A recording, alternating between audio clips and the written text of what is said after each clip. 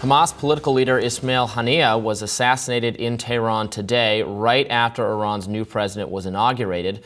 Then on Tuesday, a top Hezbollah leader was killed in Beirut, with Israel saying that it struck Fouad Shakur as retaliation for a strike in the Golan Heights over the weekend that killed 12 children and teenagers in a soccer field. Israel has a long history of targeted killings, but has not taken responsibility for Haniyeh's death yet. Iran has vowed to hit back. These two targeted killings have put the Middle East on edge and closer to a wider war involving many key players, including Iran and Hezbollah. This comes amidst the 10-month-old war on Gaza that has revealed a long list of atrocities, including displacement and allegations of genocide, as well as the starvation of the Palestinian population.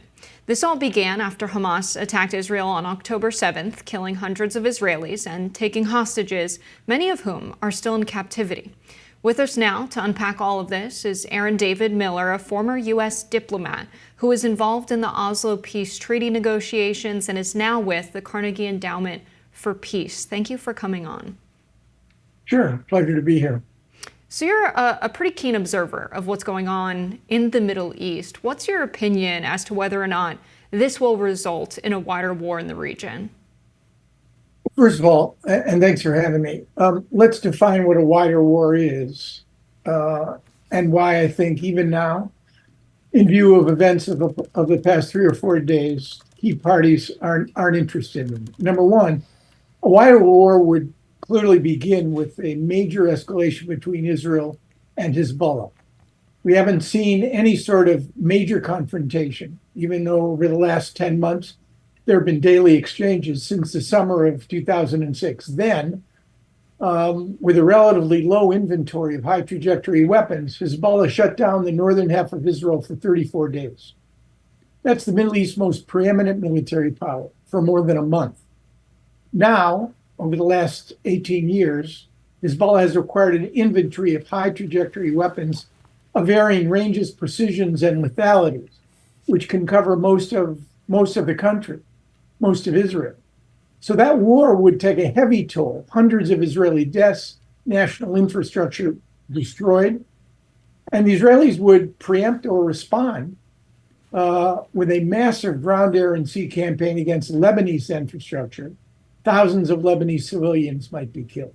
But that isn't where it would end. It could potentially involve, since Iran has already struck Israel April 13, 14, with over 300, or tried to strike Israel with over 350 high trajectory weapons, and the Israelis responded with a direct strike targeted on the city of Isfahan, a radar installation, that you could see Israeli Iranian involvement in a major sustained exchange. But it wouldn't stop there. The U.S. almost invariably, if Israel and Iran got into this, would become involved. Iranians might choose to strike oil-producing facilities in the Gulf. You'd have something the Middle East has never experienced, a major regional conflict. And it's for that reason, I believe, that Iran, Hezbollah, Israel, the Americans, really don't want to see an escalatory ladder evolve into that sort of confrontation. The only party, it seems to me, that would be interested in such a thing is Yahya Sinwar, the architect of the October 7 terror surge, the key Palestinian decision maker. Even more influential now that Ismail HANIYEH has been removed from the scene. Sinwar wants a regional confrontation, and he wanted one in the wake of October 7. Didn't quite meet his expectations. So I think a lot of people will have the following question. If Israel was able, and they haven't taken responsibility for it, but let's assume they were responsible, can precisely target Haniyeh in Tehran and strike and kill him there, I'm sure people will be wondering, how have they not been able to do the same to Yahya Sinwar, to have a targeted assassination of Hamas leadership, of people who organized October 7th in Gaza, without destroying the entire region and killing tens of thousands of civilians? Is there some functional difference, or is that a choice the IDF, the Israeli leadership, is actively making? First of all, the Israelis have eliminated a number of senior Hamas officials. They killed Salah Haruri in April in Beirut. They killed Marwan Issa, a deputy commander of the Qassam brigades, 5-6 months ago, and they've reported to have killed, although there's no confirmation, of Mohammed Deif, who is a longtime Hamas architect of military and terrorist attacks against Israel. Sinwar is ensconced in a system of tunnels, which is half the length of the New York subway system. And over the last 10 months, it's not just a question of killing Yahya Sinwar. It was a question for the Israelis of how to eliminate Hamas as an organized military structure capable of pulling off another October 7th.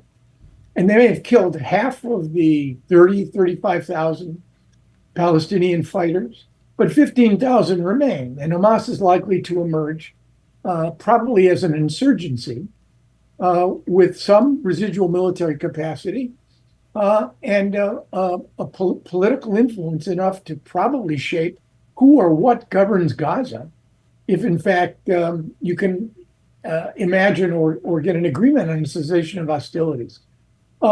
Why the Israelis struck in Tehran? I mean, Haniyeh travels. Why not Turkey? Why not Doha? Why not Saudi Arabia? I think the answer is clear. Number one, that any strike against a senior Hamas official anywhere but Iran would involve a level of complexity on the political and diplomatic side, number one. Number two, I think they also wanted to send a message to the Iranians.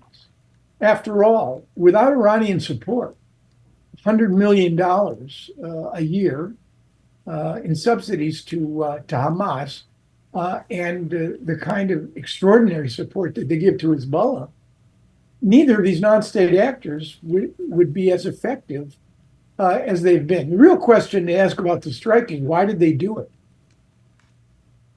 Why did they risk the prospects of regional escalation? Why did they risk the prospects of ceasefire negotiations, which have dragged on interminably? Well, right. It causes one to. Why do they have to do this now? Exactly. It causes someone to wonder if they're right, that the Israeli leadership or Netanyahu has some incentive to escalate rather than de-escalate hostilities in the region, perhaps because his own likelihood of staying in power is helped by conflict, right? It's an absolutely fair question to ask. And what this will do to the ceasefire negotiations is, right now, I would say common sense might dictate that, in fact, they're going to be suspended for sure. When the Israelis struck Mohammed Deif, though, weeks ago, the ceasefire negotiations resumed relatively quickly. Is it possible to imagine that in killing Haniyeh, if the prime minister were prepared to do a deal, that this would provide him with the necessary cover to do so? And Hamas is now weaker and under more pressure than ever. Might Yahya Sinwar be more amenable to a deal? Again, a fair question to ask with no answer. We're going to find out soon enough in the days and weeks ahead.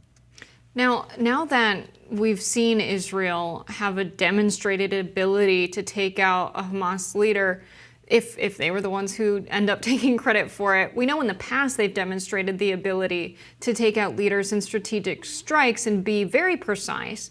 How does now a demonstrated ability affect the ceasefire negotiations when we've had months of war, we've had many civilians killed, and they've demonstrated in the past they have the ability to resolve this with very strategic, very precise strikes? How does this affect perhaps people's view of Israel? And how does this affect the ceasefire negotiations? Look, I mean, Israel's international currency has been degraded, to say the least. Israel's brand has been degraded as a consequence of the humanitarian catastrophe in Gaza and the exponential rise of Palestinian deaths. There's no doubt about it. October 7th, at the same time, was a trauma.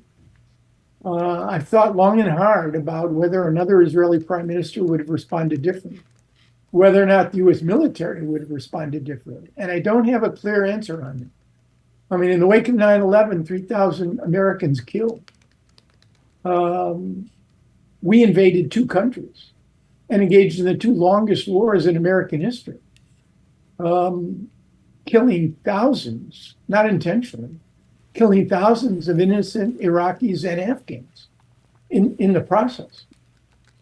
So the issue is not whether or not the Israelis should have responded. It's really the methods by which the methods that they used. And again, the issue is not just targeted killings of the senior leaders. The goal of this operation, one of the stated goals, was to eliminate Hamas as a structured, organized military force. That could not be done with precision strikes. Thank you so much for joining us. We really appreciate it. You're welcome. Thanks for having me.